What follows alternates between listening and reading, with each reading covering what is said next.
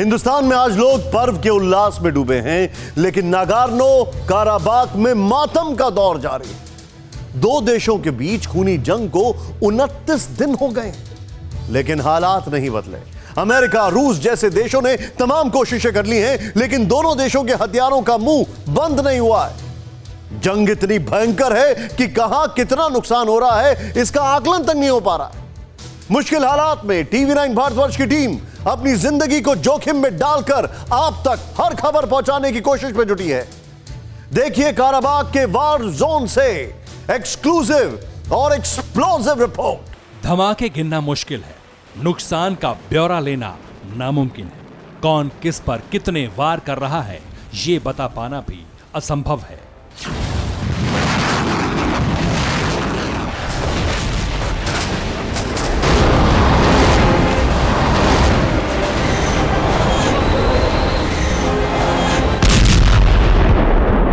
Nagorno Karabakh में दिन और रात का फर्क तो समझ आता है, तारीख बदलने का एहसास भी होता है, लेकिन हालात में कोई बदलाव नहीं आ रहा।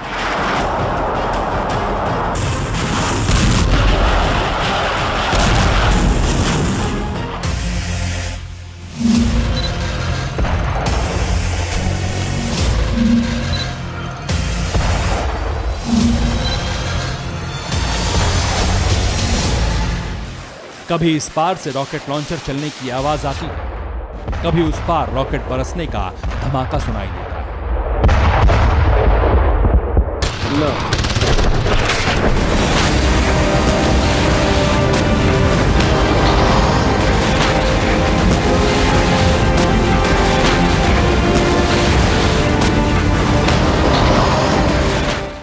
जैसे ही आसमान में गड़गड़ाहट होती है, जमीन पर एक सन्नाटा सा पसर जाता है।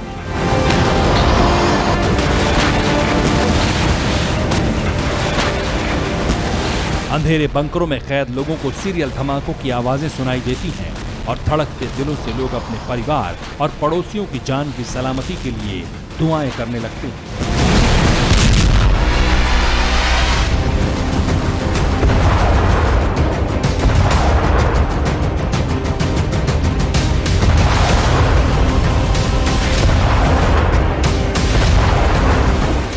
कुछ धमाके तो इतने जोरदार होते हैं कि जमीन कांप जाती है। हर पल बस यही एहसास होता है कि मौत हमारा पीछा कर रही है और हम लगातार उसे चकमा दे रहे हैं। नागोर्नो काराबाख में जिंदगी का मतलब ही बदल चुका है। सुकून की शाम, रात का सूनापन और सुबह की चहल पहल सब एक इतिहास बन गया है बारूदी धमाकों के बीच।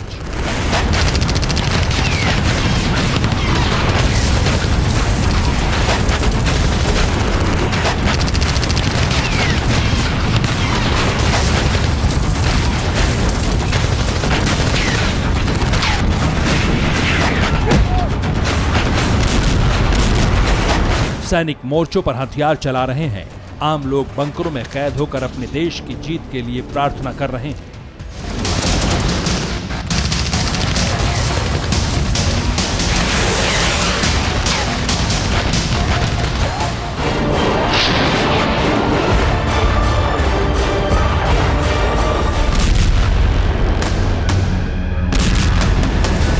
नागोर्नो काराबाख में बाहर निकलने की इजाज़त सिर्फ सेना, इमरजेंसी सर्विसेज, डॉक्टर्स के अलावा प्रेस को है।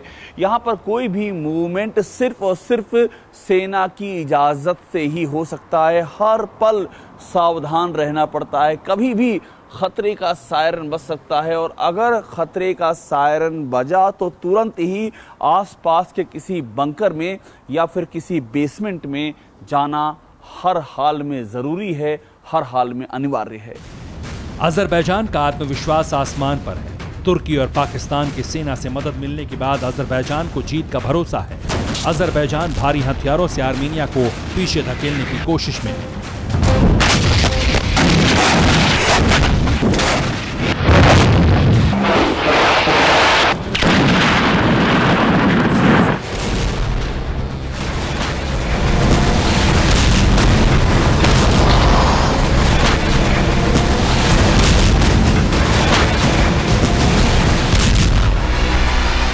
आसमान से क्लस्टर बम गिराए जा रहे हैं, जगह जगह रॉकेट गिरने के निशान हैं। ड्रोन कभी आसमान की ऊंचाई से मिसाइल की तरह हमला कर रहा है।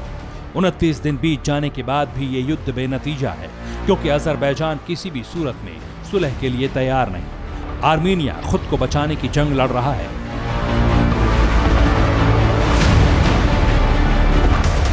विध्वंसक हथियारों का जखीरा जो दो देशों ने जमा किया था, उसका भंडार अब भी बाकी है।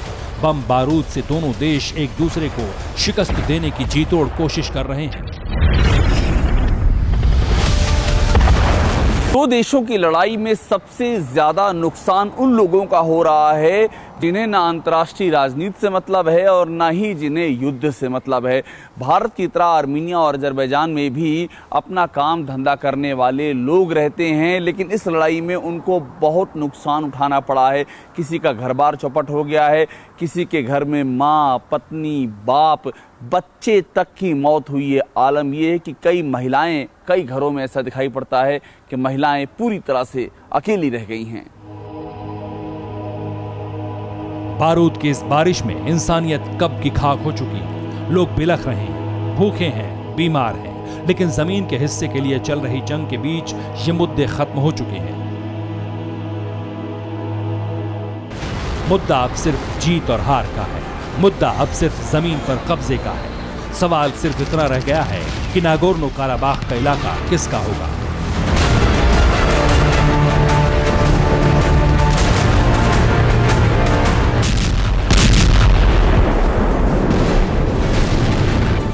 टैंक दोनों ओर से तैनात है।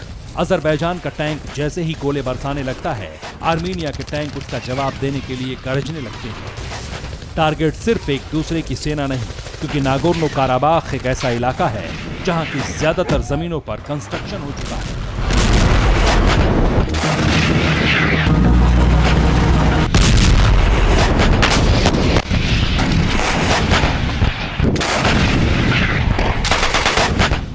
दोनों ओर से होने वाली गोलीबारी में रिहायशी इलाकों को बहुत नुकसान पहुंचा है। अजरबैजान तो नागोर्नो काराबाख की राजधानी स्टेपनकर्ट को तबाह करने की ठान चुका है। स्टेपनकर्ट लगातार मिसाइल और रॉकेट के हमले से थर्रा रहा है।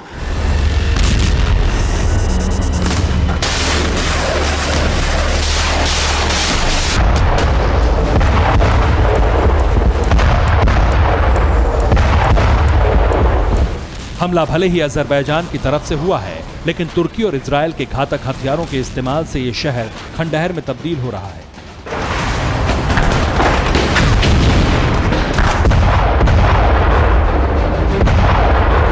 आर्मीनिया ने भी बदला लेने के लिए अजरबैजान के शहरों पर अटैक किया है। अजरबैजान के गांजा शहर पर लगातार मिसाइल से अटैक हो रहे हैं।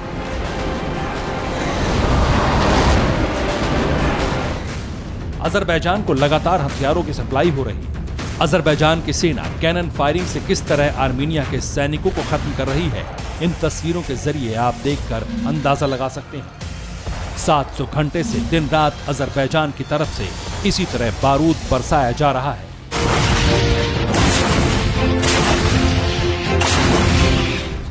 अजरबैजान की रणनीति आर्मीनिया के सैनिकों को खत्म करके नागोर्नो काराबाख को खाली करना है। इसलिए आर्मीनिया की आर्मी पर घात लगाकर हमले भी हो रहे हैं। आर्मीनिया के आर्मी बेस और कई वॉर सेंटर्स को अजरबैजान अब तक खत्म कर चुका है या कब्जा चुका है।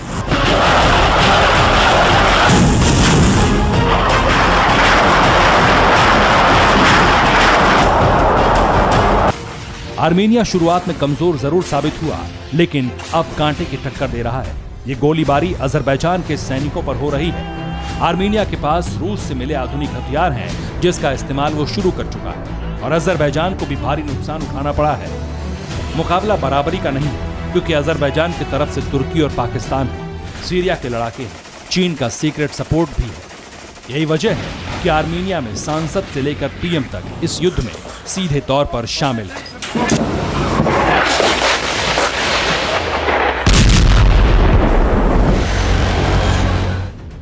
आर्मीनिया के प्रधानमंत्री ने शुक्रवार को अपने सैनिकों का हौसला बढ़ाया।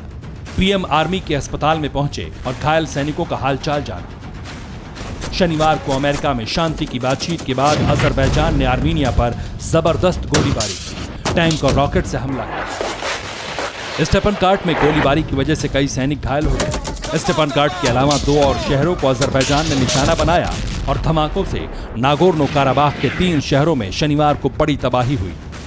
अजरबैजान पर भी जवाबी हमला हुआ। टर्टर और गुबादली इलाके में आर्मीनिया के सैनिकों ने गोले डाले। अजरबैजान के गांजा में गोलीबारी में एक 13 साल के बच्चे की मौत भी हुई। 700 घंटे से चल रही इस जंग का अंत फिलहाल नजर नहीं आता। बातचीत भी फेल हो चुकी है। इस युद्ध का अंजाम अब दुनिया के बड़े बड़े मुल्क तय कर सकते हैं, लेकिन युद्ध के अंत से पहले एक भयंकर जंग को भी तय मानिए। Bureau report, TV9 Bharatvarsh. फिक्र आपकी, सोमवार से शुक्रवार रात 9 बजे सिर्फ TV9 भारतवर्ष पर।